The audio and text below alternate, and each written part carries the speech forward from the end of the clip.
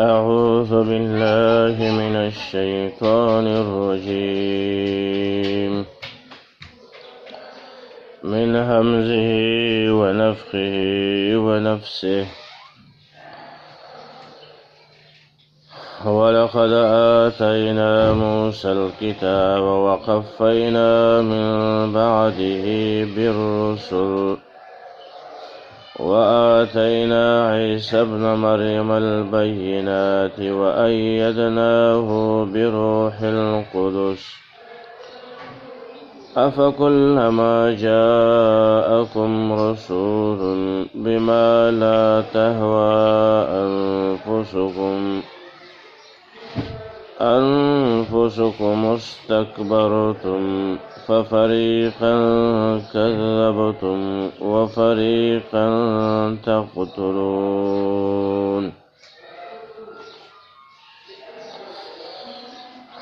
خباستنا بیانېدل د بني اسرائیلو،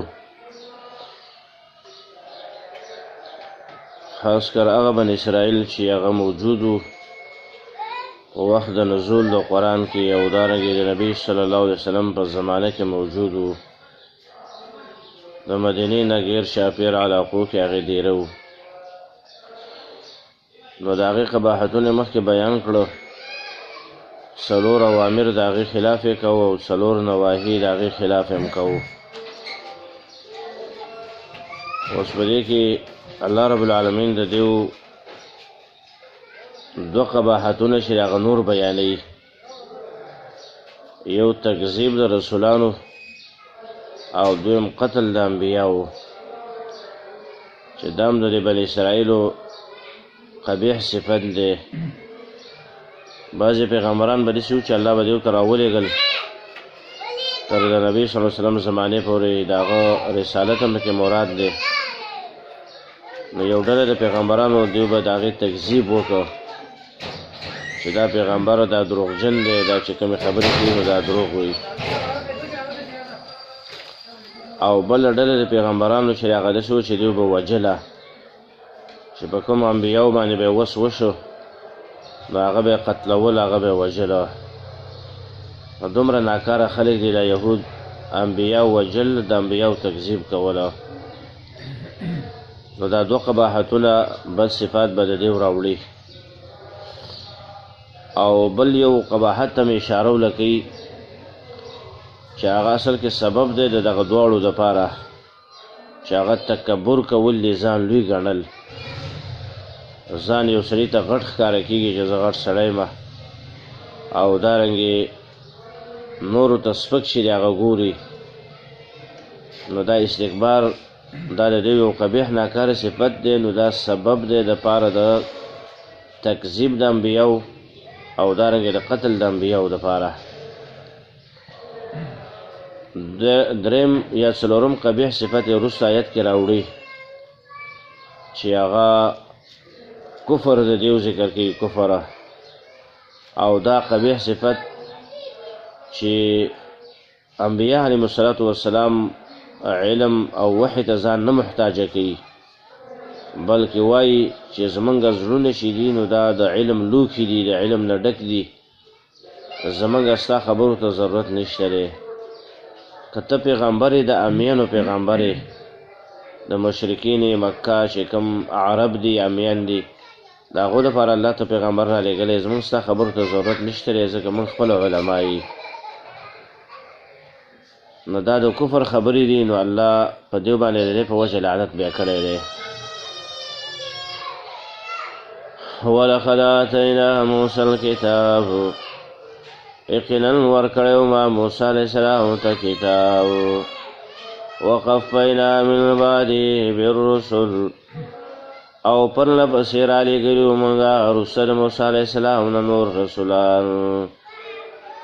وآتینا عیسی ابن مریم البینات، ورکړی وو ما عیسی زوی د مریم ته ښکاره معجزات، ورکړی وو ما عیسی زوی د مریم ته ښکاره دلایل او ښکاره معجزات. وأیدناه بروح القدس، مضبوط کړو ما د عیسی علیه السلام لپاره په روح پاک باندې. افکلما جاءکم رسول بما لا تهوى انفسکم آیا هر کله چې راوړو تاسو رسول هغه حکم بما هغه حکم لا تهوى انفسکم چې نه به خوښوو ستاسو نفسونو ستاسو زړونو استکبرتم نو تاسو به لوی وکړه د هغې نه ففریقا کذبتم وفریقا تقتلون یو ډله د پیغمبرانو تاسو دروغجنه کړله او بله ډله د پیغمبرانو تاسو وژله ولقد آتینا موسی الکتاب یقینا ما ورکړی موسی علیه السلام ته کتاب مخکې هغه تېر شو چې موسی علیه السلام ته الله کتاب ورکړی تورات وقفینا من بعدی بالرسل او پرلپسې رالیږلي ما وروسته د موسی علیه السلام نه ډېر رسولان الله رالیږلي د موسی علیه السلام نه پس تر عیسی علیه السلام پورې چې دا د بني اسرائیلو پیغمبران وو او موسی علیه السلام دا مشر پیغمبر دی او دله الله تورات ورکړی و دا وروسته رسولان چې به کله راتله نو دوی به د موسی علیه السلام دا کتاب چې دی نو دا به په دې باندې به فیصلې کولې تورات باندې او دا به د دوی شرع وه او دوی به دعوت او تبلیغ چې کوو نو هغه به د تورات نه کوو نو الله رب العالمین دیو له به هم دغه تورات ورکوو اگر که اول کې الله موسی علیه السلام له ورکړی دی په هغه نازل دی لیکن نور انبیا د ده نه وروسته الله رالیږل ډېر ښه پیغمبران هغو ته الله رب العالمین دغه تورات به ورکولو او د هغې د شرع خبره به یې کوله بیا د اخر کې د بني اسرائیلو د پیغمبرانو په اخر کې الله رب العالمین عیسی علیه السلام چې د هغه راولېږلو عیسی علیه السلام چې دا د بني اسرائیلو اخرنی پیغمبر دی عیسی زوی د مریم دته الله رب العالمین کتاب ورکړي انجیل دا د عیسی علیه السلام کتاب او هغه الله ورکړو په هغه باندې نازل شوی عیسی علیه السلام او انجیل سره بعضې حکمونه هغه د تورات چې هغه منسوخ شو او بعضې احکام چې هغه منسوخ نه شو نو په هغې باندې به عیسی علیه السلام عمل چې هغه کوو او خلکو ته به د هغې بیان چې هغه کوو عیسی زوی د مریم عام قانون دا دی چې سړی چاته آواز کی قرآن کې الله فرمایي سورة احزاب 22 سپاره کې ادعوهم لآبائهم تاسو چاته آواز کوئ نو د پلار په نوم ورته کوئ د مور نوم چاته ماله ځکه دا د هغه بېعزتي ده او دویم دا دی چې خاص کر دې زمانه کې پښتانه هغه به سره به جنګ وکړي شرعي ادب دا دی چې ته چاته آواز کې نو د پلار په نوم باندې آواز ورته وکړه که پلار یې نه پېژنې نو بیا ورته د ورور په نوم آواز کوه چې یاره ای زما وروره ځکه دا ټول مسلمانان سره ورونه دي که هغه غلامان دي مسلمان هغه هم ورونه دي ستاسو که عام آزاد خلک یي نو بیا چې ته آواز ورته کوې نو په داسې طریقه کوه چې ای زما وروره اخ په نوم باندې آواز ورته کوه دلته عیسی زوی د مریم دلته د مور په نوم باندې دا یادیږي قرآن کې ډېر ایتونو کې یادیږي او دارنګې قیامت کې به ورته الله آواز کوي یا عیسی ابن مریم د دې وجه دا ده چې د عیسی علیه السلام پلار نشته دی دا الله رب العالمین په خپل قدرت باندې پیدا کړی دی د مور نه چې مریم بیبي ده او الله رب العالمین دومره لوی ذات دی دومره د قدرت والا دی چې آدم علیه السلام په غیر د پلار په غیر د مور نه پیدا کړی دی زموږ او ستاسو نیکه چې دی او د هغې نه وروسته عیسی علیه السلام الله رب العالمین داسې پیغمبر پیدا کړی دی چې مور یې وه او پلار چې د هغې نه و نو ځکه دا په نوم د مور باندې یادیږي چې مریم نوم یې و عیسی چې دی نو دا عبرانی لفظ دی عبرانی او دا علما وی چې د یسوع نه مشتق دی او ماخوذ دی یا د یشوع نه په معنا د مخلص سره راځي عیسی علیه السلام عیسی معنا مخلص او د کوم ډېر زیات اخلاص و د الله د دین دپاره ډېر اخلاص کړی دی او ډېر دعوت یې چلولی دی مریم دا لفظ چې دی نو د دې دا عبراني لفظ دی عجمی لفظ دی عربي نه ده په عربی کې د مریم معنی ده خادمه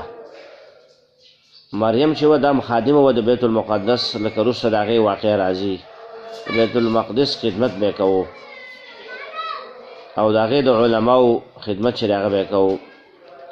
دویم مریم راځي په معنا د عابده مریم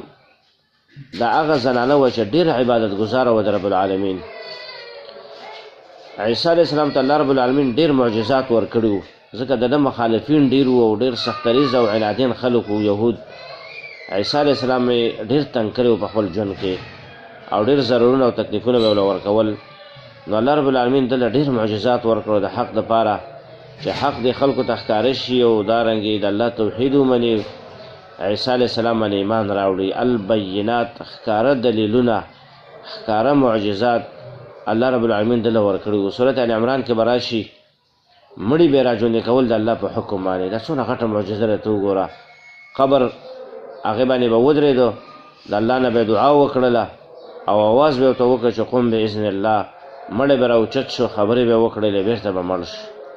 الله داسې معجزه دله ورکړې وه دویم مرزادي ړوند چې کوم و نو هغه په سترګو باندې به یې لاس راښکته دعا به یې د الله نه وکړه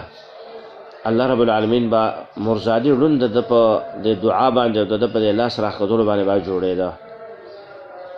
نو داسې معجزات یې ورله ورکړي وو برګي مرض والا چې د دې علاج نشته دی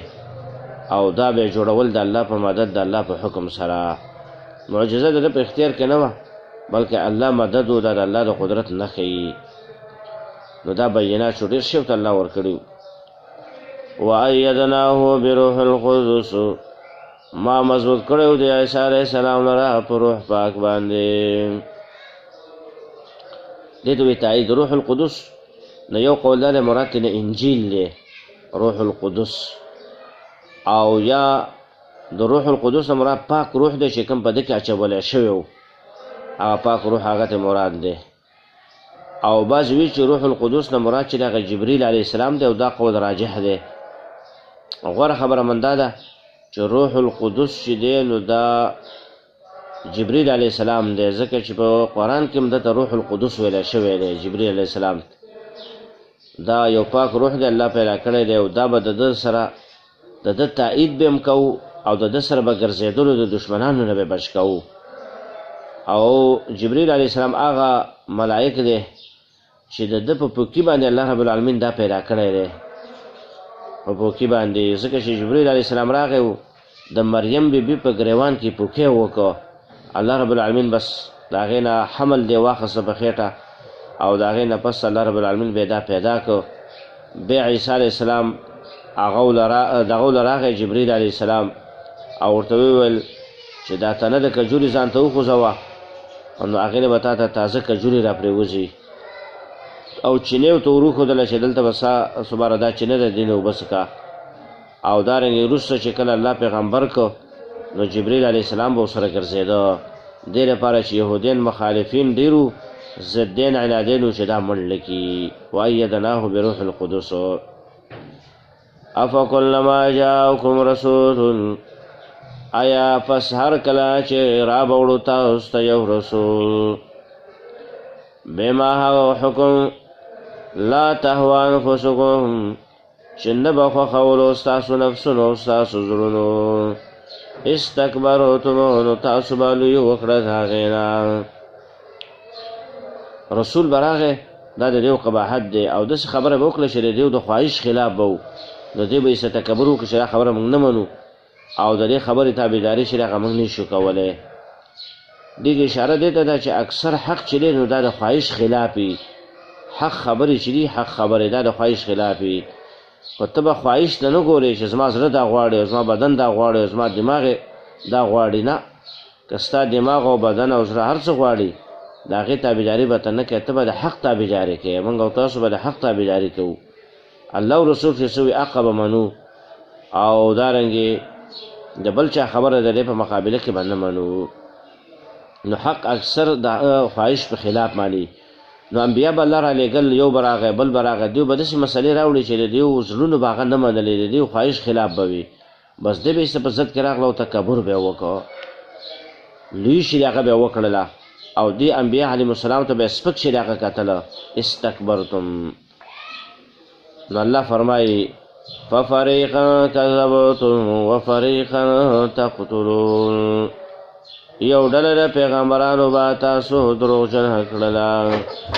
او یو ډله د پیغمبرانو به تاسو قتلوله، تاسو به وژل هغه. په کوم انبیاو باندې چې به وس وش چې دا قتل کی د قتل کېدو وس به پې کېده نو هغه به وژله، او په کوم انبیاو باندې چې به د قتل وس نو نو تکذیب به ولو کو ته به ویل چې تاسو څه به دا دروغ وایي، موږ ستاسو خبرو منلو ته تیار شي راغلی. دا غټ متکبره خلک دي او د دې دا دوه قباحت تکذیب د انبیاو قتل د انبیاو. عام مسلمان وجل دا ډېر غټه ګناه ده، عام مسلمان وجل او به سړی راپاڅېږي او انبیا علیهم السلام چې هغه وژني او هغه قتل کوي نو دا خو ډېره غټه ګناه ده. او دارنګې الله رب العالمین په دې باندې ډېر خفه کېږي. حدیث کې راغلی نبی صلی الله علیه وسلم فرمایي چې سخت عذاب به په ورځ د قیامت د هغه انسان چې هغه نبی قتل کړی وي او یا نبی راولګېدلی وي او دا یې قتل کړی وي، ځکه نبی خو هر څوک نه وژني خو کافر وژني، مشرک وژني. د دې سړي انسان سزا به د قیامت په ورځ باندې چې هغه ډېره سخته وي. وفریقا تقتلون، به تقتلون چې دی دا یې صیغه د مضارع راوړه، علما په هغې پوهېږي، طلبا اشاره وکړه دې خبرې ته چې دا وسم د دیو دا اراده ده چې د آخري نبي چې دی نو دا هم قتل کړي، ځکه صیغه د مضارع چې راغله. مخکې زمانه کې د دیو مشرانو داسې کارونه کړي او وسم د دیو د دې کشران هغه په دې خوشحاله دي چې کله چې زمونږ مشرانو قتل د انبیاو یې کړی دی او تکذیب یې کړی دی او تکبر یې کړی دی، په دې باندې راضي دي. او دیم دا غواړي چې موږ نبی قتل کوو. لکه یو روایت کې راغلی دی نبی صلی الله علیه وسلم ورغلی و د یهودو له او د هغې نه یې څه د دیت مطالبه چې هغه کوله چې تاسو ما سره په دیت کې دغه وکئ، مدد وکئ. نو روایت کې راځي نبی صلی الله علیه وسلم او صحابو دیو د یو کوټې د لاندې چې هغه کېناستله، د یهودو خپل منځ کې مشوره وکړه څه کسانو چې دا نبي دی او هر وخت موږ په سره رواني او موږ خو د ډېر تنګ کړو او دا یې وکړو زموږ مشري ختمه کړه او دا قسمه قسم اعتراضونه به نبي صلی الله علیه وسلم باندې کول. نو اوس تیار موقع ده راغلی دی او زموږ د کوټې د لاندې ناست دی، نو بر نه به یو غټه ګټه یا د ژرندې یو پل به پرې راواخلو، بر نه به پرې راوغورځو، بس لاندې به شي څه به مړ شي، ختم به شي، څه د ده د دې خبرو نه به خلاص، د حق دعوت هغه به په دې طریقه باندې بند. لیکن الله خو ډېر لوی ذات دی، الله جبریل راولېږه او رسول الله صلی الله علیه وسلم ته وحی وکړه ځینې پاڅېږه، دې ظالمانو چې مشوره کړې بر نه ګټه راغورځوي در باندې. نبي صلی الله علیه وسلم غلی را روان شو او هغه کوم ملګري چې ورسره وو هغو ته یې څه ونه ویلی چې ما ته الله داسې وحی وکړه دیو که دا خبره ده. هغه چې روان شو دیو هلته لږ وخت و بیا دیم راغله، رسول الله صلی الله علیه وسلم پسې راغله کته چې ته څه شوې، نو مدینې ته رسول الله صلی الله علیه وسلم ته واپس راورسېده. چې راورسېده ملګرو ته وویله چې دیو خو داسې اراده کړله او ملګري یې ځان سره کړله او ورغې او د هغې د کورونو نه ګیر چاپېر محاصره یې کړه او بیا چې دی نو هغه جلا وطن یې کړه. نو هغه واقع ته چې د هغه اشاره هم کېدلی شي چې دیو د نبي صلی الله علیه وسلم د آخري نبي د قتل اراده هم کړې ده. دونه سخت زړي چې انبیا وژنه، نیکان خلک وژنه، علما وژنه، څومره سخت زړونه والا دی ته وګوره. وقالوا قلوبنا غلف بل لعنهم الله بكفرهم فقليلا ما يؤمنون. دې کې اوس بل قباحت د دیو ذکر کوي او زجر ورکوي دیو ته رټنه. هغه دا دی چې دیو ته کله حق خبره بیان شي، د الله او د رسول خبره ته بیان شي، نو دوی وایي چې بس موږ په دې خبرو باندې نه پوهېږو، او کله وایي چې موږ ته دا خبرې مه بیانوه، موږ سره علم چې هغه نشته دی، ستا په دې خبر باندې نه پوهېږو، زړونه په پردو کې دي، ستا په دې خبره م ذهن نه کولاویږي. او دویم کله به داسې ویل چې دا زموږ زړونه چې دي نو دا د علم نه ډک دي، د علم لوښي دي، ای نبي ستا خبرو ته زموږ ضرورت نشته دی. والعیاذ بالله د انبیاو نه به ځان مستغني کوو چې ستا خبرو ته زموږ ضرورت نشته دی، زموږ خپله بس پویه خلک یي او دارنګه موږ خپله د علم نه چې هغه ډک یي. لکه اوس ته چاته خبره کوې هغه وایي یاره بس موږ په دې خبرو پوهېږو، موږ ته دا خبرې چې هغه مه کوه، دا تکبر دی. هلکه ته کښېنه خبره واوره، حق خبره به د هر چا سره ومنې به، او باطله خبره به د هېڅ چا هم نه منې، د پلار او مور به هم نه منې باطله خبره، د ګناه خبره. وقالوا وایل قلوبنا غلف، زړونه زمونږ چې دي نو دا په پردو کې دي، زړونه زمونږ په پردو کې دي بند دي. ته چې کومې خبرې کوې نو په هغې باندې زمونږ ذهن نه کلاوېږي، هغې ته هم ذهن نه رسي. دویمه معنی دا ده وقالوا وایل قلوبنا غلف، زړونه زمونږ چې دي نو دا خو د علم لوښي دي. جمع ده د غلاف، معنی ده دا لوښي دي د علم. زمونږ دا زړونه چې دي نو دا خو لوښي دي د علم لپاره. الله فرمایي نه بل لعنهم الله بکفرهم فقلیلا ما یؤمنون، نه بلکې لعنت کړی دی په دیو باندې الله تعالی په سبب د کفر د دیو، لعنت کړی دی په دیو باندې الله تعالی په سبب د کفر د دیو باندې. دی کفر چې هغه کوي نو د کفر په وجه باندې په دیو باندې الله لعنت کړی دی. لعنت چې دی نو دا ویلی شي د الله د رحمت نه لرېوالی او جداوالی والعیاذ بالله. د الله رحمت ډېر پراخه دی، خو په یو سړي باندې چې دا رحمت بندوي او د رحمت نه یې شړي که نه، معلومیږي دا چې په دې سړي کې ډېره غټه ګناه موجوده ده، ډېره غټه نافرماني پکې موجوده ده. نو ځکه الله رب العالمین په ده باندې لعنت چې هغه کوي بل لعنهم الله، بلکې لعنت کړی دی په دې باندې الله تعالی بکفرهم په سبب د کفر د دیو. فقلیلا ما یؤمنون، پس ډېره لږ ایمان چې دی هغه دوی راوړي. فقلیلا ما یؤمنون، ډېر لږ ایمان دوی راوړي، یا ډېر لږ کسان په دیو کې داسې دي چې هغه ایمان راوړي. ایمان هم لږ دی او دا مؤمنان چې کوم دي نو دا هم پکې لږ دي. ولما جاءهم کتاب من عند الله مصدق لما معهم وكانوا من قبل يستفتحون على الذين كفروا فلما جاءهم ما عرفوا كفروا به فلعنة الله على الكافرين. پدې کې الله رب العالمین د دیو نور قباحتونه چې هغه بیانې نور او د مخکې نه ترقي چې هغه پکې کوي. هغه دا دی چې آخري کتاب الله دیو ته راولېږه، قرآن نبی الله راولېږه، دیو ښه وپېژنده چې دا نبی حق نبی دی. وجه دا وه چې کله رسول اسلام الله نو رالیږلی نو دوی به د دې مشرکان عرب چې کوم وو د مکې والا دیو نه به یې تپوسونه کوو چې تاسو که یو نبي نه دی راغلی، یو کس خو نه دی راغلی چې هغه د نبوت دعوه کړي، هغه به ورته ویله چې نه لا نه دی راغلی، یاره بس زمانه نږدې ده په تورات کې لیکلي دي موږ ته. الله رب العالمین دا پیشنګوي راکړلی چې د ده زمانه اوس بلکل نږدې ده او بس نږدې وخت کې به دا راوځي. او دا به یې ویل چې موږ به د هغه سره ملګري کېږو او ستاسو په خلاف باندې به جنګونه چې د هغه کوو. کله به رالیږېدل هغو ته به یې خبر ورکوو چې په موږ په تاسو په دې کلي کې او ستاسو په دې علاقه کې به یو نبي راځي، موږ به د هغه ملګري کېږو او ستاسو په خلاف باندې به جنګ کوو، الله به موږ له فتح راکوي د هغه په وجه باندې. ځکه پیغمبر به یو موږ به تابعداري شروع کړو، ایمان به پرې راوړو، نو ستاسو په مقابله کې به موږ به جهاد چې هغه کوو، جنګ به کوو. دا خبرې به یې کولې. الله فرمایي چې کله ما پیغمبر راولېږلو دې یهودو ته ښه پته ولګېده چې دا هغه پیغمبر دی چې هغه په تورات کې الله ذکر کړي دي د هغه صفات او هغه حق پیغمبر اوس راغی. هېڅ راولګېده انکار یې وکړو چې نه دا خو موږ نه منو، دا خو هغه پیغمبر نه دی او اوس به موږ د ده تابعداري کوو، موږ به د ده تابعدار جوړېږو او دارنګې ځان نه به لکۍ سازو چې د بل پورې به نښتي او بل پسې به روانې. تکبر پکې و او ضد او عناد چې د هغه پکې و، بغې پکې وه، لکه وروسته آیت کې الله دغه ذکر کړی ده. د دې د وجه نه زما حق پیغمبر چې دیو ښه وپېژنده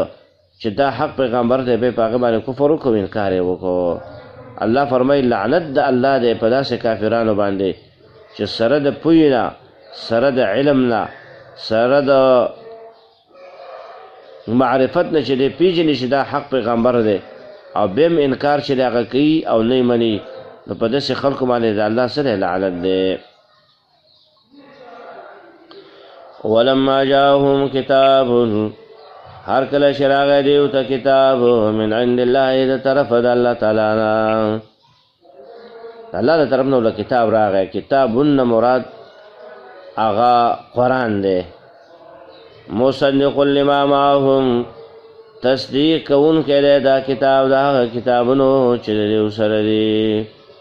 تورات او انجیل دی هغه د دیو سره موجود دی، نو قرآن کریم د هغې تصدیق کوي چې او د حق کتابونه دی او د انبیا چې دی د حق دی. هغې کې چې کومې مسلې دي نو قرآن کې هم دي اصول الایمان،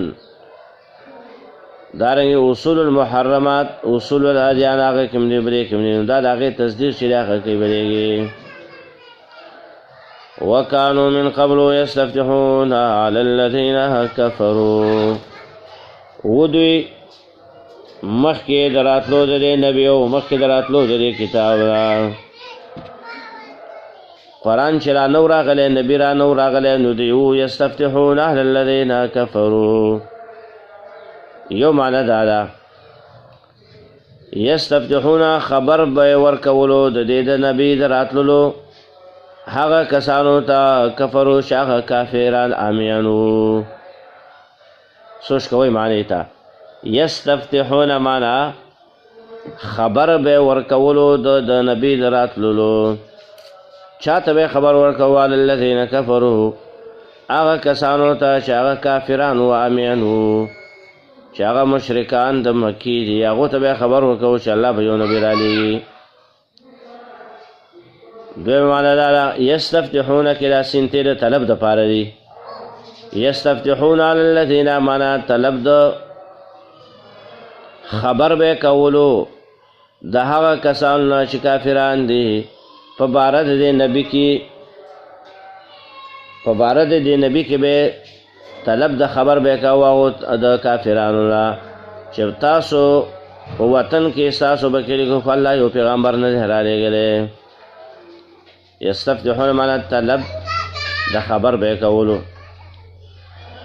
درېمه معنا چې راغب کې دا ده یستفتحون علی الذین کفروا دیو به طلب د مدد کو د الله تعالی نه، طلب د مدد به کو د الله تعالی نه پر علیګلو د دې نبي سره علی الذین کفروا په مقابله د چا کې د کافرانو کې، په مقابله د کافرانو کې. یستفتحون معنا طلب د مدد به کو د الله تعالی نه پر علیګلو د دې نبي سره په مقابله د کافرانو کې. ځکه چې د یهودو به جنګونه و د دې مشرکانو سره، نو جنگ چې به کله سخت شو تکلیف کې به شو، نو دوی به ویل چې موږ ته به الله رب العالمین یو نبي به الله رب العالمین رالیږي، موږ به د هغه ملګرتیا کوو، د هغې په وجه به الله موږ سره مدد کوي، نو ستاسو مقابله به کوو. څه ناشنا خلک دي وګوره یهود، دونه ضدین عنادین. دیو ته به ویل چې الله به یو نبي رالیږي، موږ به د هغه ملګرتیا چې هغه کوو، د هغه سره به یو ځای کېږو، د ده په وجه به الله موږ سره مدد کوي. نو کافرانو تاسو سره به موږ سم جنګ کوو، به تاسو به مغلوبه کېږئ او موږ به در باندې غالبه کېږو. الله فرمایي فلما جاءهم عرفوا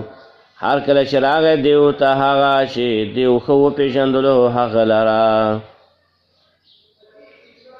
ځکه صفات په تورات کې ذکر وکړه او دا زمانه و د راتلو د نبي.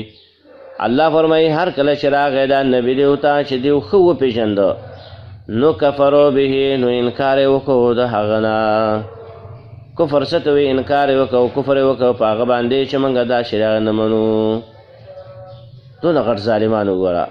ځکه الله وایي فلعنة الله علی الکافرین، پس لعنت د الله تعالی دی په داسې کافرانو باندې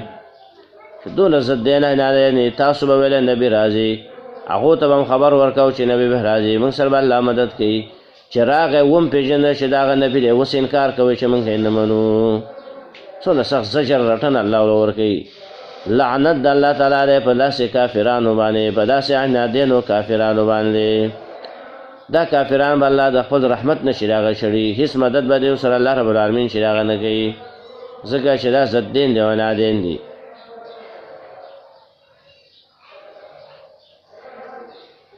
بئس ما اشتروا به أنفسهم أن يكفروا بما أنزل الله بغيا أن ينزل الله من فضله على من يشاء من عباده. دیگه اوس بل زجر او رټنه شي هغه دیو لور کوي او سبب ذکر کوي د پاره د کفر د دیو چې دا کفر دیو ولې چې هغه وکړو نو اوس دی کوي چې الله بغیا د وجه د بغنه دیو کفر چې هغه وکړو په قرآن باندې د وجه د زړه او د حسن نه دیو کفر وکړو په آخري نبی اس سبب د دې چې د زړه او حسد دیو بغیره سبب د کفر شو. الله فرمایي به سمشترو بی انفسهم ډیر بد ده هغه شی چې خرڅ کړي دي په هغه باندې خپل ځانونه. ډیر بد ده هغه شی چې دوی خرڅ کړي دي په هغه باندې خپل ځانونه. انفس مراد شی د ثوابونه دي او دارنګي اجرونه دي په دیو باندې ځانونه چې هغه خرڅ کړي دي. ان یکفروا بما انزل الله بغیا چې کفر کوي دی په هغه کتاب باندې چې الله تعالی نازل کړی. کفر کوي دی په هغه کتاب باندې چې الله نازل کړی. ولې دا کفر کوي بغیا د وجه د ضد او د وجه د حسن لا ينزل الله من فضل على من يشاء چې رالیږي الله تعالی خپل فضل او رحم رالیږي الله تعالی خپل فضل او رحم په هغه چا باندې چې الله یې غواړي من عباده د خپلو بندګانو نه. نو دې په دې باندې عزت کوي حسد چې هغه کوي د آخري نبي سره اواج عزت کوي حسد کوي په دې وجه باندې چې دا وحی چې دا نو دا په دې نبی باندې راځي نو په موږ باندې ولې نه راځي. دا خلافت چې دی نو دا د بني اسرائیل نه چې دا نقل شو بنو اسماعیل دا ځکه د اسماعیل علیه السلام په اولاد کې الله رب العالمین آخري نبی چې دا راولېږلو نو دې په دې باندې عزت کوي په دې باندې حسد کوي په دې باندې چې هغه ورانه ده چې ولې الله رب العالمین په موږ کې په یو کس باندې وحی ولې نه رالیږي. زمونږ سره الله رب العالمین په موږ باندې کتاب ولې نه نازلي. موږ له الله رب العالمین نبوت ولې نه راکوي. دین معلومه شوه چې ډېر ضد دین او حسدین خلق دي که نه بغې پکې ده بغې کې معنا د ظلم هم پرته ده بل معنی ظلم کوي. بغې کې معنا د ضد او تعصب چې هغه هم پرته ده. بغې کې معنا د حسد هم پرته ده چې د حسد چې هغه کوي بل چا باندې خیر پرځونه دی بس وایي چې موږ د دې مستحق یو موږ د دې وحی مستحق یو چې موږ باندې وحی راغلی وی موږ د دې نبوت چې د هغه مستحق یو چې موږ کې الله پیغمبر رالیږلی وی دا یې ولې راولې موږ یې نه منو. د دیو د کفر وجه چې هغه دا دی چې حسد کوي او بغض چې هغه کوي تعصب مذهبي چې هغه کوي تعصب مذهبي چې یاره زموږ د قوم سړی ولې نه دی نبي شوی زموږ د قوم سړي باندې دا وحی ولې نه راتلله د بل چا په قوم سړي باندې چې وحی راغله نو بس موږ یې نه منو بلې که موږ د هغه تابعداري نه کوو. ان یکفروا بما انزل الله بغیا د وجه د ضد او د حسن لا ينزل الله چې رالیږي الله رب العالمین من فضله خپل فضل على من یشاء من عباده په هغه چا باندې چې الله یې غواړي د خپلو بندګانو نه. فضل نه مراد د چې د وحی ده دارنګې فضل نه مراد چې د هغه چې د نبوت دی. على من یشاء من عباده نه مراد چې د صحابه کرام او دارنګې د عباده نه مراد هغه چې د رسول الله صلی الله علیه وسلم دی. رسول الله صلی الله علیه وسلم نبوت ورکو نو دې حسد کوي په دې باندې. نبی صلی الله علیه وسلم تعالی وحی د قرآن چې هغه وکړله صحابه ول الله کتاب چې هغه ورکړو قرآن نو دې په دې باندې حسد چې هغه کوي چې دا نبوت او وحی ولې په هغو باندې راتله په موږ باندې نه راځي. ولې دا نبوت چې هغه نقل شو د بني اسرائیلو نه بنو اسماعیلو ته دا ولې نقل شو نو په دې باندې شی کوي عزت کوي حسد چې هغه کوي د یو سره. یا دا دی چې عباده نه مراد عام بندگان دي او فضل نه مراد عام معنا ده. الله رب العالمین چې کله یو فضل دینی په یو کس باندې وکړي نو بس دې په هغې باندې خفه او په هغې باندې غوسه یي. دا حسدین خلک دي که نه ضدین عنادین چې یاره دې سړي له الله ولې ترقي ورکړله به دې خفه یي. بل سړي ته چې یو دین کې الله ترقي ورکوي نو دا په هغې باندې خفه یي. که د دنیا ترقي چې هغه ول الله ورکړي نو دا په هغې باندې خفه یي. دې ته وایي ضد حسد. دا ډېره خرابه ګناه یي. دې وجې نه هر وخت کې به ته د الله نه به دا دعا غواړې چې الله د حسد او د کینې او بغض نه مې وساتي. ولې په دې باندې د انسان عملونه خرابېږي. یو حدیث کې راغلی دی حسد چې دی د مسلمانانو مؤمنانو سره سره حسد کوي د دنیا په معمولي خبرو باندې. نو دا حسد چې دی نو دا نیک عملونه داسې خوري لکه څنګه چې اور باندې خشاک چې هغه سوځي. دومره قبیحه ګناه ده. نیک عملونه به خرابېږي او سوځي چې کله ته یو مسلمان ورور سره هسې بېسه حسد چې هغه کوي. یو د کافرانو سره حسد دی ورانه د هغې ته وایي الولاء والبراء لله. ولا کول دوستي کول د الله لپاره او دارنګې دشمني کول د الله لپاره. هلکه دا د کافر دی مشرک دی بدعتي دی د الله او د رسول دشمن دی نو زه سره حسد کوم بغض کوم نو دا خو ایمان دی. داسې به نه وایي چې یو شان انسانان دی کافر دی که مسلمان دی یو شانتې نه دي. هغه په الله کافر دی دا بل د الله منونکی دی څنګه یو شی دی. هغه یو چې دی هغه د الله پیغمبران نه مني دا نور دا بلې مني نو دا دواړه یو شی نه شي کېدلی بلکې مؤمن غوره دی د کافر نه. نو دیو کې دا دغه چې هغه موجود دی علی من یشاء من عباده. هر بنده باندې چې الله فضل او رحم کوي نو دی په هغې باندې خفه او پریشانه وي. او بعضې زړونو کې الله رب العالمین دا حسد او بغض ډېر اچولی د بل په ترقۍ باندې چې دی بس همیشه خفه وي. منافق انسانی زړه کې حسد نو چې کله یو ورور یا ترزوی یا خپلوان یا یار دوست الله له یو ترقي ورکوي دا په هغې پریشانه وي. زړه خو کوشش کوي چې د ده دا مرتبه په څه طریقه باندې زه راښکته کړمه د خلکو په نظ باندې په کومه طریقه باندې زه بې عزته کړمه او دارنګې د ده د عزت چې دی په څه طریقه باندې ختم کړم. نشي کولی. فلله العزت خاص د الله په اختیار کې دی عزت ورکول. ټول عزت اختیار چې دی نو دا د الله په لاس کې دی.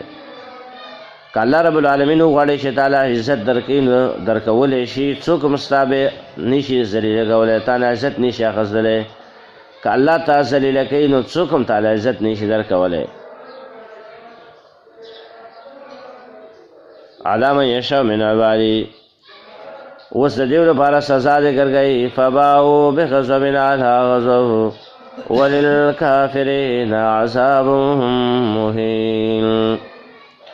اخته شو دوی په یو غضب باندې د پاسه د بلو غضبونه. په دوه غضبونو باندې دی چې هغه اخته شو. یو قول مفسرینو دا دی چې غضب علی غضب دا یو غضب دی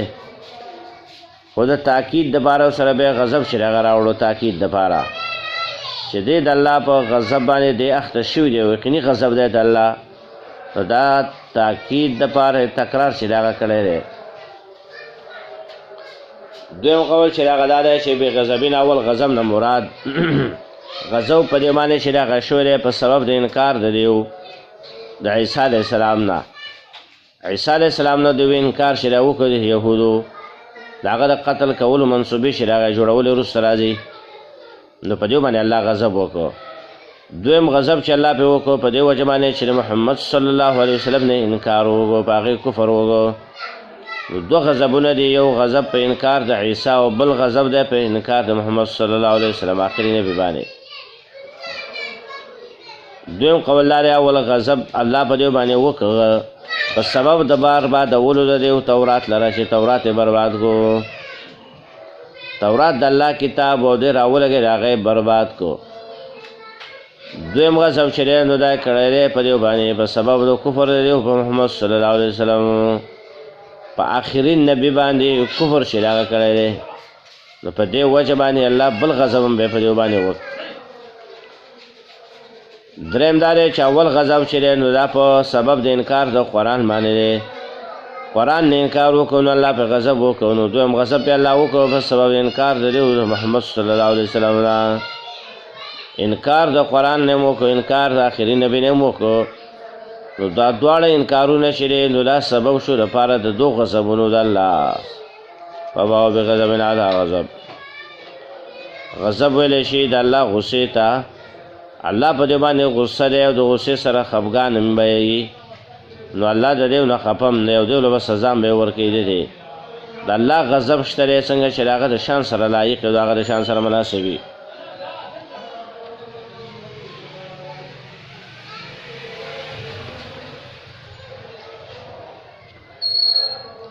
وللکافرین عذاب مهین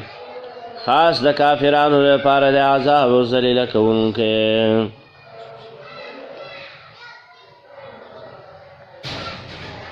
په دې باندې سوال دی ظاهره کې یو اشکال پیدا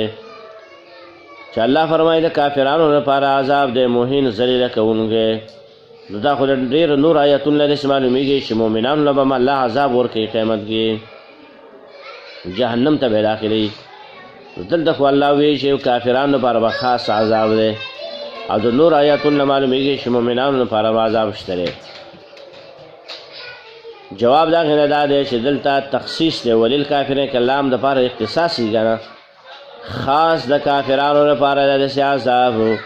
مهینون چې هغه سپکوونکی دی او ذلیله کوونکی دی مومن سړي الله عذاب نه ورکوي مومن زنانه الله عذاب نه ورکوي اول خو الله معاف کړي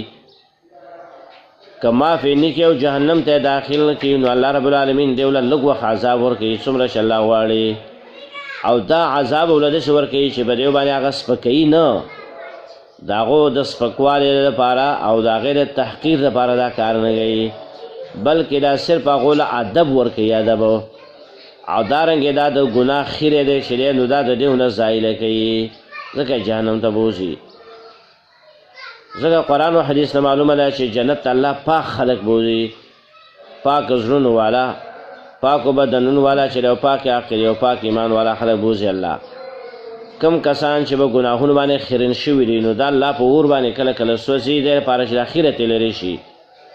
هر شي کافران دي نو د الله به جهنم ته بوځي او په دې ذلیله کوي د ذلت په طریقه باندې ورته بوځي او د شرمولو په طریقه باندې بوځي چې وشرمېږي او ذلیله شي او ښکته شي تکبر پکې دی په کافرانو کې ځکه الله نه منکر دی یا د رسول الله نه منکر دی یا د قرآن نه الله دا تکبر ختموي بلې باندې داسې عذاب ورکوي چې ذلیله شي او پریشانه شي به نور مؤمن سړي چې دی سړي نه ګناهونه چې هغه وشي نو قانون د الله دا دی دا مؤمن که الله ته توبه وباسي نو الله یې معاف کړي صحیح توبه الله توبه سړی زنانه یې الله ما خو ډېر ګناهونه کړي دي اوس مې تا ته توبه ده بیا به نه کوم د زړه قصد وکړي اراده وکړي بیا به نه کوم په مخکینی ګناه باندې خپیمانه شي نو الله هر قسم ګناه معاف کولو والا دی رحمان دی رحیم دی غفور دی ودود دی رحیم دی ګناهونه معاف کوي دویم قسم مؤمنان چې هغه داسې چې ګناهونه کول مونځ یې کوو عبادت یې کوو بندګي یې کوله عقیده کې شرک هم نه و د الله توحید والا و د الله د توحید مسله یې منلې وه خو ګناهونه کول صبر یې کېده چې مرګ پرې راغی توبه یې لا نه وه ایستلې په دې ګناهونو کې چې مرګ ورباندې راغی چې کله ورباندې مرګ راغی نو اوس به څه کېږي د دې سره نو کله کله داسې چې الله له په قبر کې عذاب شي هغه ورکړي والعیاذ بالله قیامت په ورځ باندې الله یې لږ پریشانه کړي تکلیفونه چې هغه پرې لږ الله راولي نو بس به یې الله معاف کړي جنت ته داخل کړي او جهنم ته یې ونه غورځوي دارنګې کله کله مؤمنان داسې چې د هغه نیک عملونه ډېر دي نیک عملونه چې د هغه ډېر دي او په اخلاص باندې دي نو ټیک د ګناهونه هم د هغونه چې د هغه کېږي نو دغه نیک اعمالو د وجه نه الله تعالی ګناهونه چې هغه معاف کړي بیا هم جنت ته چې هغه داخل شي ګناهونه ورته الله معاف کړي د دې او د نیک عملونو د وجې نه کله کله مؤمنانو ته ګناهونه الله معاف کوي د مصیبتونو او د پریشانو د وجې نه الله به مصیبتونه راولي پریشانۍ نه مرضونه ته الله تعالی ولګوي دې لپاره چې ګناهونه ورته الله معاف کړي دا هم د مؤمنانو سره کله کېږي مؤمن سړی دی زنانه ده نو بس بیمار شي سخت تکلیف چې هغه ورباندې راشي پریشان شي د دې پریشانو د غمونو او د دې بیماریو په وجه باندې الله مؤمنانو ته څه ګناهونه معاف کوي کافران مریضان کېږي مصیبتونه پرې راځي خو الله هغو ته ګناهونه نه معاف کوي صرف د ایمان والاو دپاره دا خبره خاص ده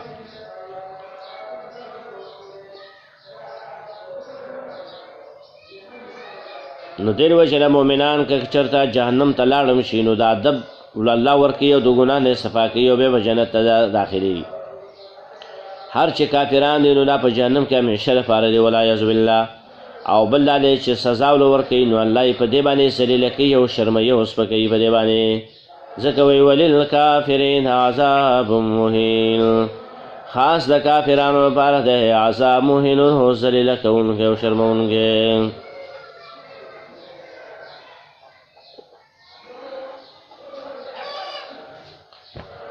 رسول الله صلی الله علیه وسلم په یو سفر باندې تللی یو واقعه رایاد شوه. په دې کې یو زنانه وه چې هغې اور چې دغه بله و او دا اور چې به کله بله و بچی خواته ناست و نو دا بچی به د دې اور د لمبو نه لرې کوو ساته به چې دا ماشوم دی لکه زه روټۍ پخوم ترکاري چې دغه پخوم بل یو شی پخوم چې دا بچی مې د اور په لمبو باندې ونه سوځي. په دې کې رسول الله صلی الله علیه وسلم چې هغه له خواله ورغی نو دې زنانه تپوس یې وکړو یا رسول الله الله رب العالمین چې هغه خو ډېر زیات مهربانه دی په خپلو بندګانو باندې د مور و پلار نه هم داسې ده که نه او بلکل دغسې ده چې الله ډېر رحم والا دی په خپلو بندګانو مؤمنانو باندې. د مور و پلار نه هم ډېر مهربانه دی لکه مور و پلار په بچو څونه مهربانه وي څومره پې خفه کېږي څومره پې کړېږي. بچی مریض ویني بس پریشانه به وي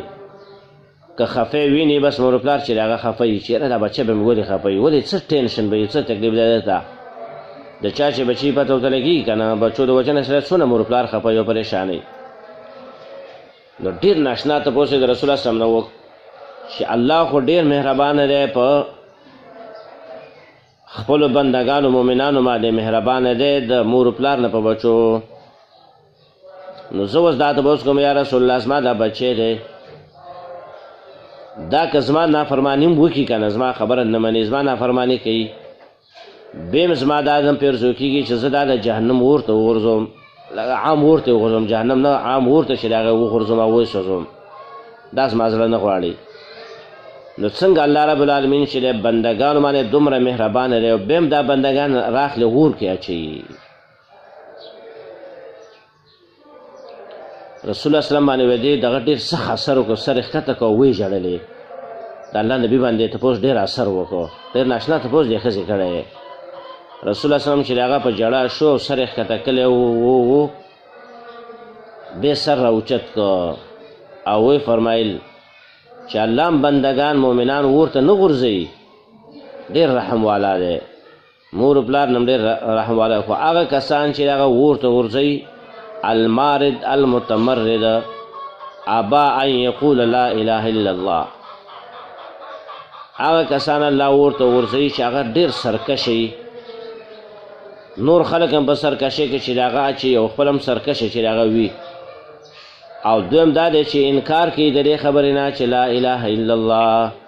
لا اله الا الله کلمې نه انکار کوي د الله د توحید نه انکار کوي یا د الله د وجود نه انکار چې هغه کوي دهري دغسې خلک الله اور ته غورځوي او نور عام مسلمانان مؤمنان الله اور ته نه غورځوي. ډېر ښایسته جواب ځکه کله کله بچې هم داسې شي که نه ډېر نافرمانه شي شرونه راوړي دشمني پلار له راوړي بل څه کوي نو ډېر ځایونو کې تاسو به خیر پلار راولګوي سه جیل له ورکړي شیره د دې بچي دلاسه موږ ډېر زیات تنګ شو خیرې هم ورته کوي وال هم ورکوي نه سمېږي جیل له ورکړي. کله کله ته دا مور پلار ډېر تنګ شي که نه د هغه د دشمنیانو او د شرونو نه نو راوی لګېږي او مړي کړي سره خپل بچی چېرې د ده نه ځان بېغمه کول پکار دی زموږ دماغ خراب کړو. نو دا چې ډېر سرکشه شي کله بچی نو مور پلارو سره داسې کوي که نه که لږ لږ نافرماني کوي نو مور پلارو ته خیرې هم نه کوي بلکې به دعا ونه کوي او پې خفه کېږي او پریشانه کېږي پې. نو دقه شان دی الله رب العالمین چې هغه ډېر مهربانه دی هغه داسې نه کوي چې مؤمنان دي مسلمانان دي سړي زنانه منځونه کوي عبادت کوي د الله توحید مني لږ لږ ګناهونه چې د هغه هم ته نه شوي او الله یې راواخیستو بس درست شي اوس جهنم دی ور واچوي او ډکه یې صرف داسې نه کوي. الله ډېر رحمان دی رحیم دی کریم دی توبه د انسان قبلوي او دارنګې چې کومه پریشانۍ نه شي دی شي نو دی په وجه ګناهونه ورته معاف کوي مصیبتونه پې الله راولي نو هغې باندې معاف کوي قبر کې تکلیف پې راولي په هغې باندې ورته ګناهونه معاف کړي قیامت په ورځ باندې انتظار پې کوي رش کې ولاړې په دې باندې چې الله ورته ګناهونه معاف کړي صحیح جنت ته الله داخل کړي وإذا قيل لهم آمنوا بما أنزل الله قالوا نؤمن بما أنزل علينا ويكفرون بما وراءه وهو الحق مصدقا لما معهم قل فلم تقتلون أنبياء الله من قبل إن كنتم مؤمنين. په دې آیت کې اوس الله رب العالمین د دیو په قباحتونو کې نور هم ترقي چې راکوي د دیو بد صفات نور راوړي د یهودیانو چې دې یهودیانو کې ډېر ضد او حسد دی مخکې ویله که نه بغیل نو اوس د هغو د بغي یو اثر ذکر کوي اثر د بغي دا دی چې کله دیو ته وویلی شي چې تاسو به قرآن باندې ایمان چې دغه راوړئ دا د الله کتاب دی که نه تورات کې الله ذکر کړی و دې باندې ایمان راوړئ دې رالګېږي په هغې باندې ایمان چې هغه نه راوړي بلکې دا خبره کوي دا خبره چې هغه کوي چې موږ په خپل کتاب باندې ایمان لرو تورات د دې نه ما سوا چې نور کتابونه دي په دې باندې کفر چې هغه کوو ګوره د الله رب العالمین آخري کتاب قرآن دی په دې باندې کفر چې هغه کوي او وایي تعصب چې هغه کوي او بغي کوي وایي چې موږ په خپل کتاب باندې ایمان راوړی دی بس هغه زموږ لپاره کافي دی که نه تورات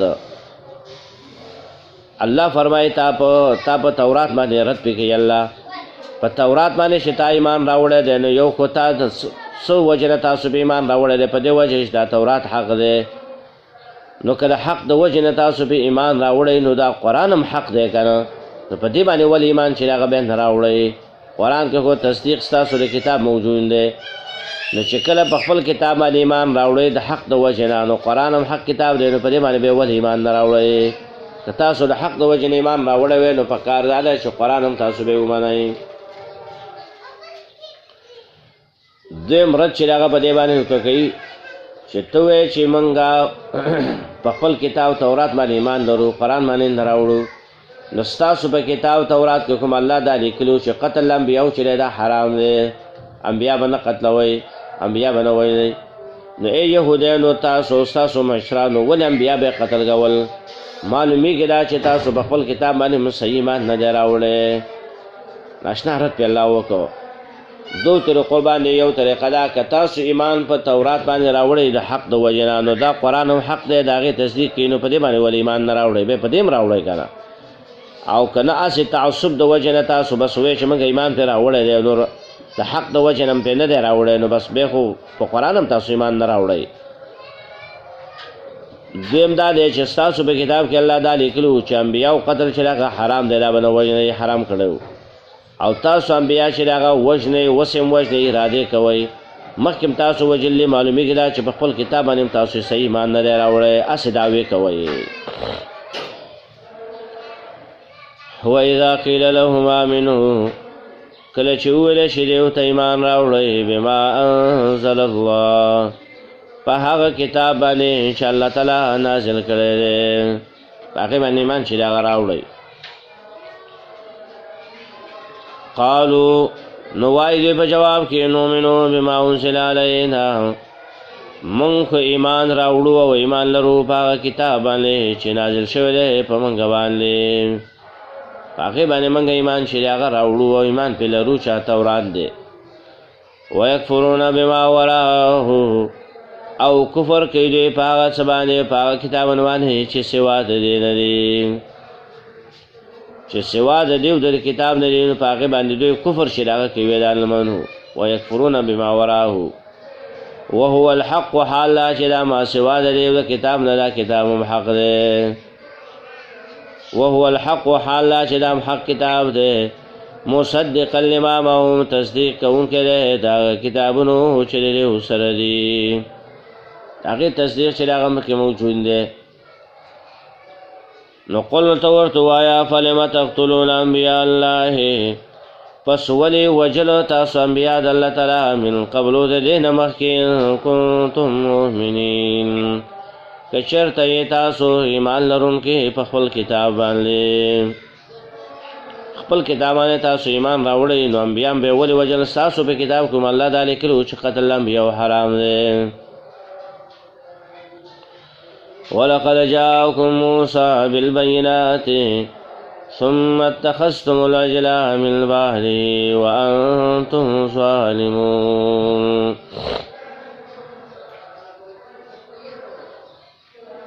دیگو صلی اللہ رب العالمین دا دیو بل قباحت چې هغه بیانوي چې هغه عبادت د سخي چې هغه کول مخکې د آیت چې ذکر شوی خو هغه په نعمتونو کې ذکر کړی چې وګوره تاسو د سخي عبادت چې هغه کړی به ته الله معافی چې هغه وکړلو هغه ذکر کړو د پاره د نعمتونو او دلته چې الله رب العالمین دا راوړی دی نو دا یې د قباحت د پاره ذکر کړی دی یو قباحت ذکر کوي د یو بل صفت هغه قباحت چې هغه دا دی چې تاسو دومره ذلیل قوم یاست یو ناشکره قوم یې دومره قباحتونه در پکې دي نو یو لوی قباحت در پکې دا دی چې د سخي بندګي هم کړې ده څونه ناکاره صفت دی د الله سره هم شرک کړی دی او شرک هم به یې داسې کړی دی چې سخی هم جوړ کړی دی په خپل لاس باندې او بې د تاسو د هغې بندګي کړله او د هغې نم توافونه چې د هغه کړي دي هغې ته هم سر ښکته کړی دی د هغې تعظیم هم په زړه کې راوستی دی څونه ناکاره قوم ظالمان یې ولقد جاءكم موسى بالبينات یقینا راغلی و تاسو ته موسی علیه السلام یا په تحقیق سره راغلی و تاسو ته موسی علیه السلام بالبینات په ښکاره معجزاتو بالبینات په ښکاره دلایلو هغه باندې راغلی و ثم اتخذتم العجل بیا ونیو تاسو سخي لره په عبادت سره من بعدې پس د تللو موسی علیه السلام نه تور ته سخین هم به اله چې را جوړ کړي من بعدې وروسته د تللو د هغه نه تور ته مخکې تېر شو واقعه وانتم ظالمون او تاسو ظلم کوونکي مانا تاسو ظلم کوونکی چې مانا ستاسو مشرانو دا ظلم کړی زیاتی کړی تاسو په هغې باندې راضي په هغې باندې خوشحاله یې نو دا ظلم تاسو هم کوئ که نه وانتم ظالمون وَإِذَا أَخَذْنَا مِيثَاقَكُمْ وَرَفَعْنَا فَوْقَكُمُ الطُّورَ خُذُوا مَا آتَيْنَاكُمْ بِقُوَّةٍ وَاسْمَعُوا په دې کې الله رب العالمین د یو بل قباحت چې هغه ذکر کوي هغه قباحت چې هغه دا دی مخکې دا هم تېر شو چې کله موسی علیه السلام د تور نه راغی او تورات چې هغه یې راوړو دیو ته تورات پیش کو چې دا د الله کتاب دی په دې باندې به فیصلې کوو په دې باندې به عمل چې هغه کوو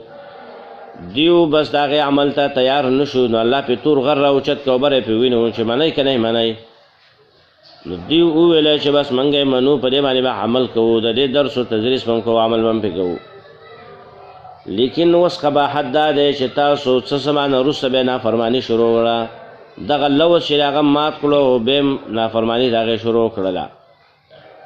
او بیا الله د نافرمانۍ سبب ذکر کوي هغه دا چې د دوی په زړونو کې محبت د سخي ګډوډ شوی دی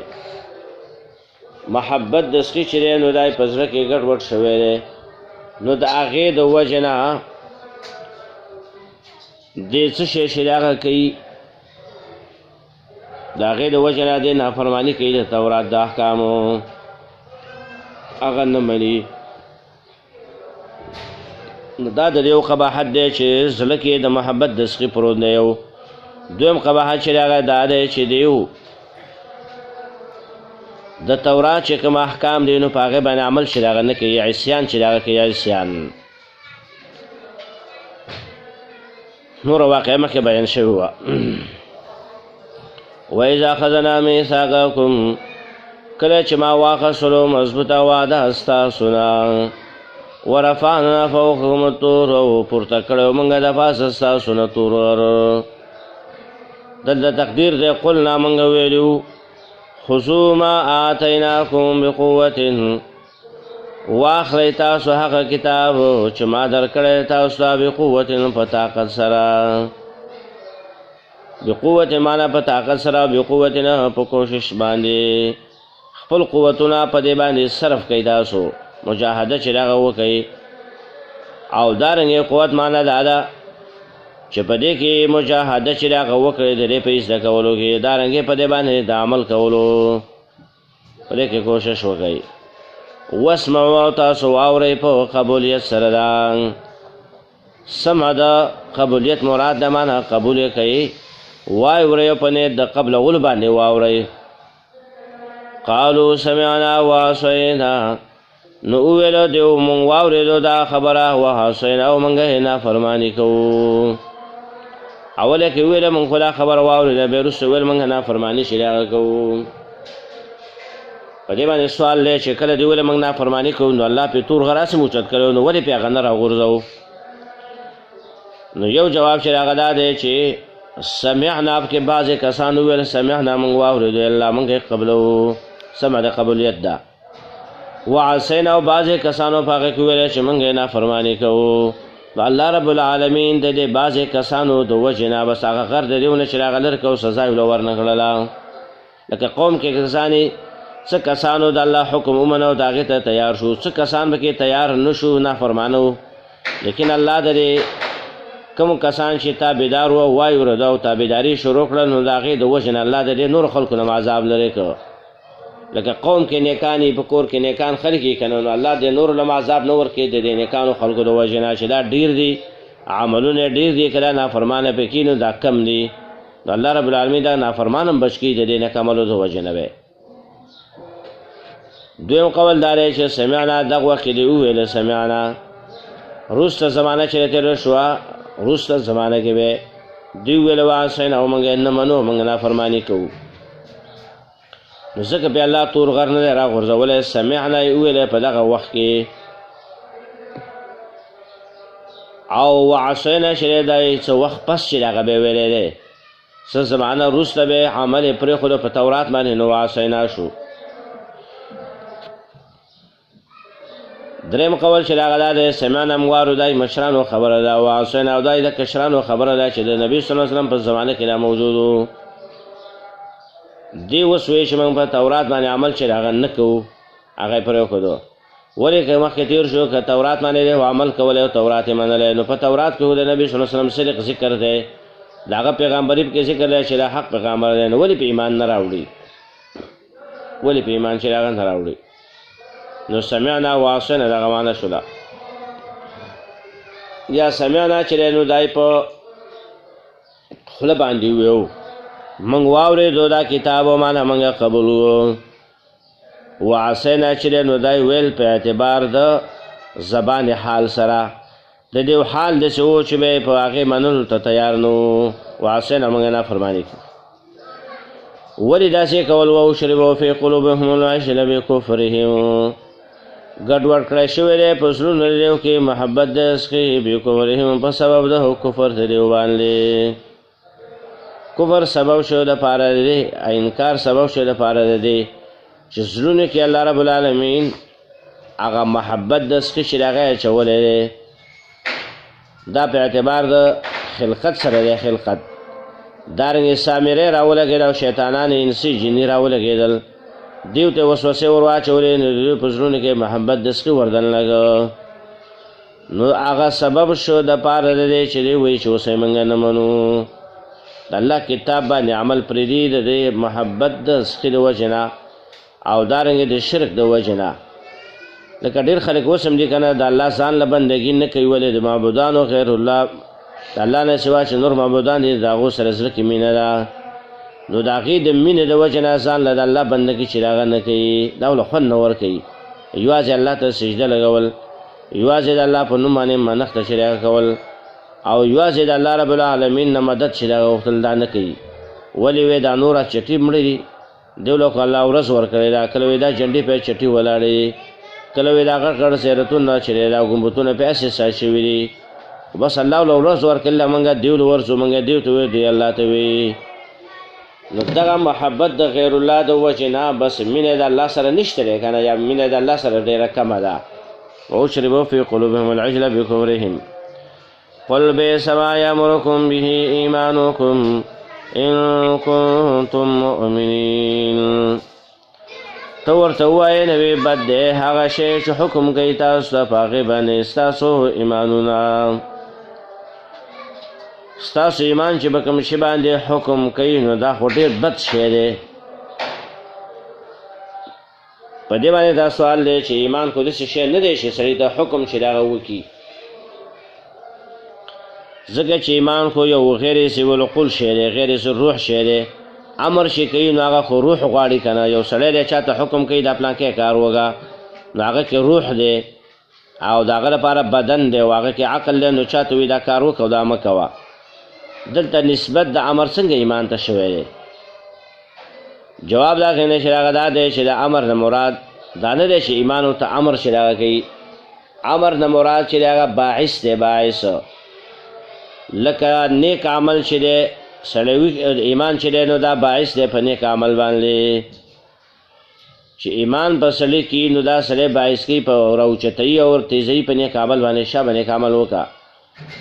څومره چې د سړي ایمان مضبوط وي نو هغومره د اعمال ډېري څومره چې ایمان یې کمزوری کېږي خرابېږي او خړېږي نو دومره بیا اعمالو ته شوق نه پیدا کېږي که بعضې سړو ته سړی ګوري بعض زنانو ته ایمان یې ډېر مضبوط وي نو دې وجه نه دا یې راپاڅوي شا به مونځ وکړه تهجدو ته هم راپاڅوي او دارنګې روجو ته هم راپاڅوي او دارنګې عبادت او ذکر ته یې راپاڅوي ولې ایمان یې مضبوط دی کله چې دا ایمان کمزوری کېږي او خړېږي که نه نو بیا په هغې کې دا جرأت نه شي هغه پاڅېږي مونځ وکړي بس کله وی یاره اوبه یخې دي اودس نه شم کولی کله وی چې شپه لنډه ده پاڅېدلی چې هغه نه شم کله وی شپه یخه ده اوس روان پاڅېدل ګران دي ډېر سړي زنانه مونځ نه کوي که نه د هغې د وجې نه ایمان یې ډېر کمزوری دی نو دا ایمان یې نه باعث کېده لره په نیک عمل باندې نو دلته معنا دا ده چې دا ایمان د دیو چې دی نو دا باعث کوي دیو لره په بدو کارونو باندې بیا په دې باندې دا سوال دی چې ایمان څنګه سبب دی دپاره د بدو کارونو سړی باعث کوي په بدو کوي ایمان کو ښه شي باندې سړي ته امر کوي او په هغې باندې تیزي او په هغې باندې باعث کوي جواب د هغې دا دی چې دې ته تحکم وایي الله ټوکې کوي په دې پورې دا د الله ټوکې دي والعیاذ بالله چې دې پورې کوي تحکم دې ته وایي علما تحکم مسخرې او ټوکې هغه دا دی چې دا ستاسو څه ایمان دی مړه چې تاسو وایئ چې موږ مؤمنان او موږ په خپل کتاب باندې ایمان چې د هغه راوړی دی دا ایمان چې تاسو په کوم شي باندې حکم کوي نو دا ډېر بد شی دی دا ایمان چې تاسو په کوم شي باندې حکم کوي نو دغه ډېر بد شی دی چې تاسو په قرآن باندې کفر کوئ په آخري نبي باندې کفر کوئ ایمان تاسو دا حکم چې هغه کوي نو دا ایمان هم ډېر خراب ایمان دی دا ټوکې دی وګورئ ګویا کې ایمان بلکل شته دی نه صحیح ایمان شرعي من شریعه چې غلط ایمان هم دی غلط ایمان دی غلط عقیده ده نو په غلطو شیونو باندې ته حکم چې هغه به کوي بئس ما بد دی هغه شی یامرکم چې حکم کوي تاسو ته په هغې باندې ستاسو ایمانونه ان کنتم مؤمنین که چېرته یې تاسو مؤمنان یا ان کنتم مؤمنین که چېرته یې تاسو ایمان لرونکي په خپلو کتاب باندې خپل کتاب باندې چېرته ستاسو ایمان یې که نه نو دغه ستاسو د ایمان ډېر بد شي باندې تاسو حکم چې دغه کوي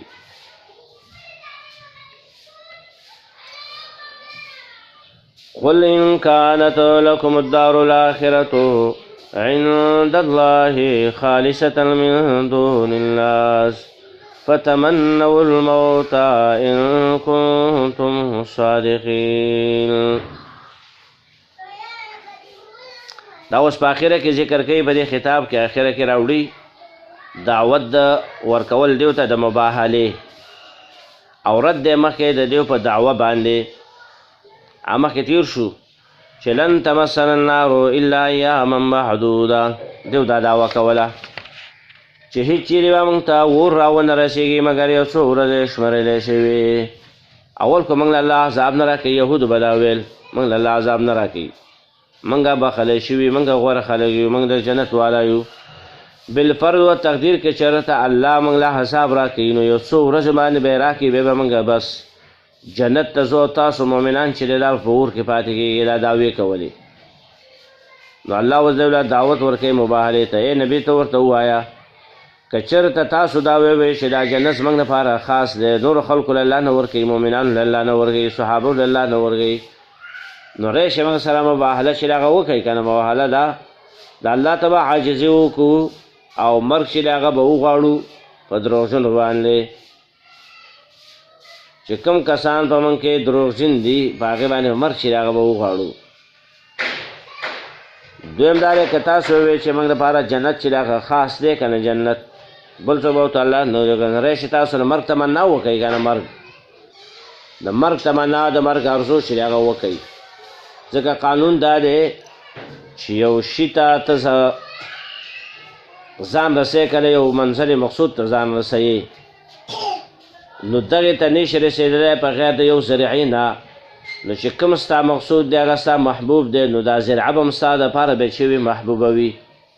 دا عام قانون دی که نه اوس جنت ستاسو محبوب شی دی جنت غواړئ او ځان جنت پورې خاص کوئ نو جنت ته د تلو ذریعه چې دی نو هغه خو مرګ دی مرګ نه ما سوا خو تاسو جنت ته نشئ تللی همداسې مړه کېږئ به بیا به جنت ته ځئ نو په کار دا دی چې دا ذریعه د جنت ته هم ستاسو لپاره محبوب وي ریشې مرګ وغواړئ که نه ووایئ چې یا الله موږ مړه کړي چې مړه شو نو بس جنت ته به لاړ شو سره دی نه چې تاسو مرګ چې هغه نه غواړئ یهود بالکل مرګ نه غواړي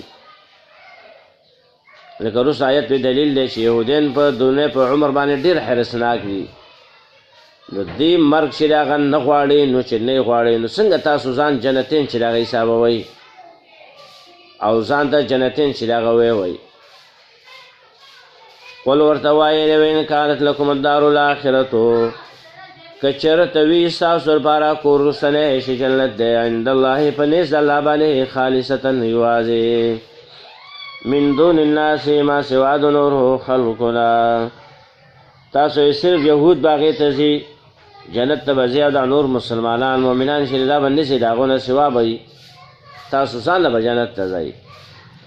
نو که دا وي نو فتمنوا الموت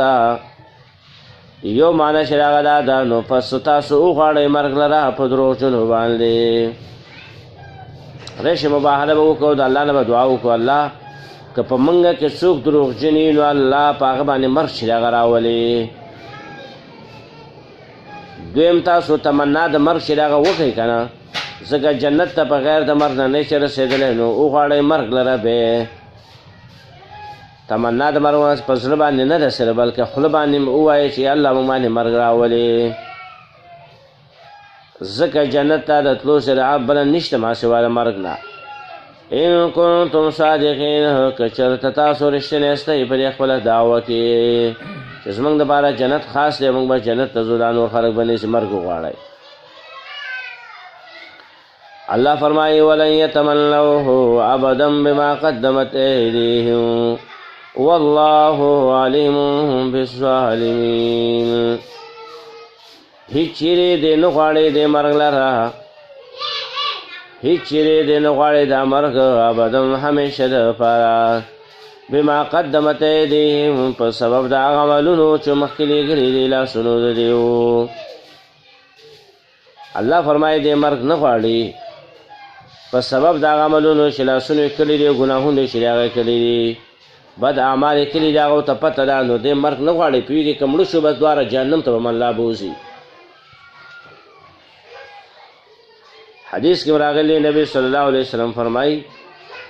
چې کله تاسو د مصیبت د دنیا نه تنګ شوئ نو مرګ مه غواړئ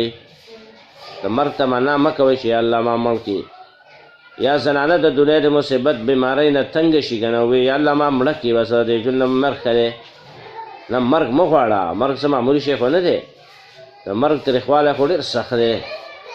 بل دا دی چې مړه شولې نو صدا خو هغه وخت کې ته ووایې چې زه مړه شم د مصیبت نه به خلاص شم نو جنت ته به لاړه ځم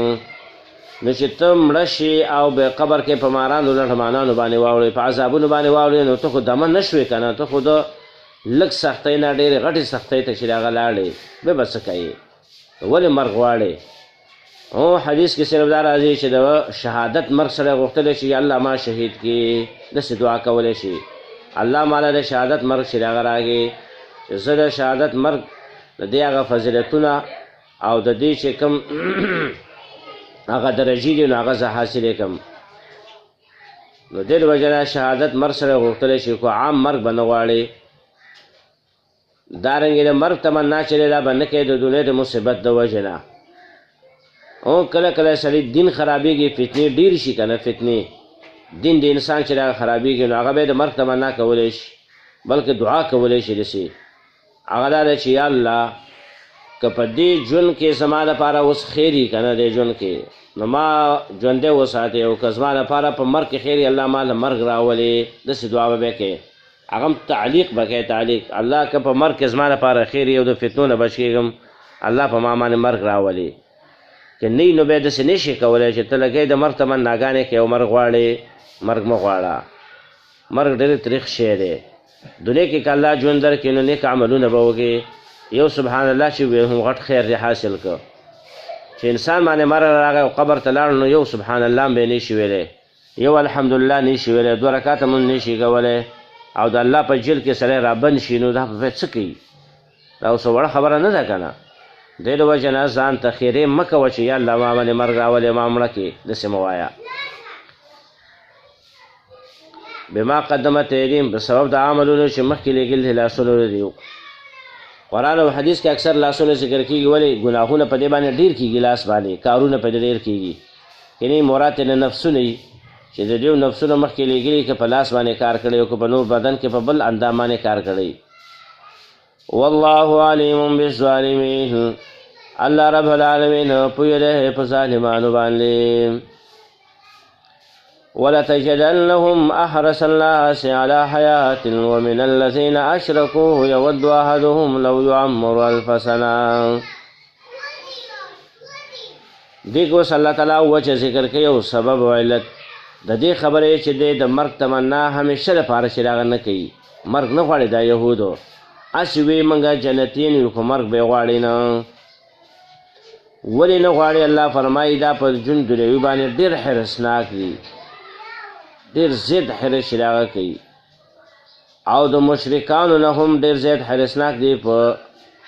د دنیا په ژوند باندې نو هغې چېرته مرګ غواړي یو سړی دی یو زنانه د دنیا په ژوند په مزو کې ده او دغې د دنیا مزې اخلي او د دنیا سامانونه او شیان هر څه ورسره پوره دي هغه چېرته مرګ غواړي ډېر وجه دا مالداره خلک شي نو اکثر مرګ نه یادوي بیا چې مرګ حالت پرې شي نو ډېر پریشانې وي وجه دا دی کله هم دا سوچ نه دی کړی چې ما نه به دا ښځه او بچي پاتې دا ګاډی به رانه پاتې بنګله به پاتې د آخرت دپاره به زه تیاری وکړم خو سم داسې الله راونیسي او بس مرګ حالت پرې راولي او مړ کېږي نو بیا ډېر زیات پریشانوي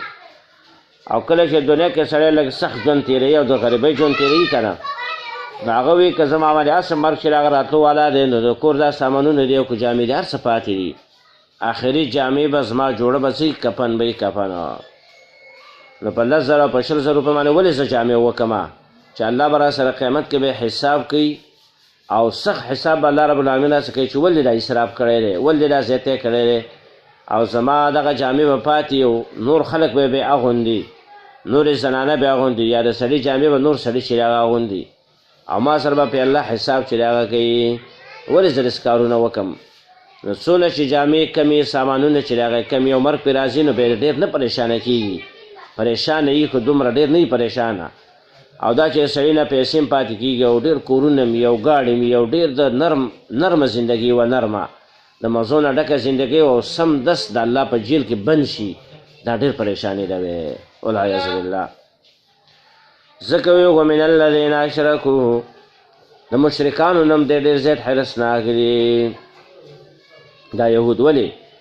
ځکه مشرکان چې دي نو دا د بعث بعد الموت نه منکر دي نو هغه وایي چې دنیا کې چې دا مسجد دي بس دا واله به چې مړ شي بس ختم هر چې یهودین دی نو دا خو بعث بعد الموت مني که نه نو دی وی که چېرته موږ مړه شو نو موږ سره به الله حساب کوي نو سزا به راکوي چې سزا راکوي نو دی د وجې نه د دنیا په عمر باندې ډېر حرصناک دي د مشرکانو نه هم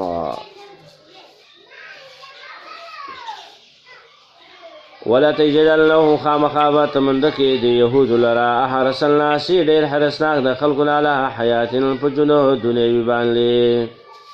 ډېر حرص کوونکي دي ومن الذین اشرکوا او دارنګې ډېر حرص کوونکي دي د هغه کسانو نه چې مشرکان دي یود احدهم غواړي یو تن د دیو یا یود احدهم غواړي هر یو تن د دیو لو یعمرو 1000 سنه ارمان دی چې عمر ورکړی شي دته 1000 کاله لو تمنا یشي شي معنا ارمان دی چې عمر ورکړی شي د زر کاله دا ارمان چې هغه کوي مشرکان چې دغه ارمان چې هغه کوي چې زمونږ عمر چې دی هغه د زر کاله ډېر عمر غواړي په دې سوال دی چې دا زر کاله ولې خاص کړو خو 2000 5000 یو لک دا کلونه به یاد کړی وی که نه جواب دا دی چې من الذین اشرکون اصل کې مجوسیان مراد دي او د مجوسیانو دعا یو بل ته به دا وه چې کله به د چا سره مخامخ شو نو وویل الله دې تعالی ژوند درکړي الله دې زرکلنی کا زرکلنی شي کله به ورته ویل الله دې په تا باندې زر نیروز او زر مهرجان عمر چې هغه دې تعالی الله درکړي دا دې تا باندې تیر شي نیروز او مهرجان دا د دیو د اخترونو نومونه به دا دې په تا باندې چې هغه تیر شي نو هغې به د ډېر عمر دپاره زر کاله چې هغه استعمالول زر کلنی شي او زر نیروز او مهرجان دې په تا باندې تیر شي او دون عمر دې تعالی الله درکړي نو ځکه الله سره د هغې مطابق وویله چې دی هر یو غواړي چې زما عمر دې زر کاله شي خو الله فرمایي چې عمر دې زر کاله شو نو آیا د الله د عذاب نه په دې بچ شي څه نه په دې باندې کوم ته د الله د عذابونو نه شي هغه نه شي بچ کېدلی که عمر دې زر کاله شي نو بیا هم ته د الله د عذاب نه نشي بچ کېدلی نو ولې بیا تاسو دا زر کاله عمر غواړئ او یا د دنیا د ژوند نه تنګ شي مرګ شي هغه غواړئ داسې کار مه کوه مرګ مه غواړه د دنیا د مصیبت د تنګېدو د وجې نه دویم ډېر عمر باندې حرص شي هغه مه کوه ولې که عمر دې ډېر شي نو ته وایې زه به د عذاب نه بچ شم د عذاب نه بچ کېږي به دې وما هو بمزحزحه من العذاب نه دی دا عمر بچ کوونکی د لره د الله د عذاب نه یو عمر که عمر ورکړی شي ده ته ایو عمر چې عمر ورکړی شي ده ته وما هو که یا دا ضمیر مبهم دی وروسته ایو عمر چې دا د هغې بیان دی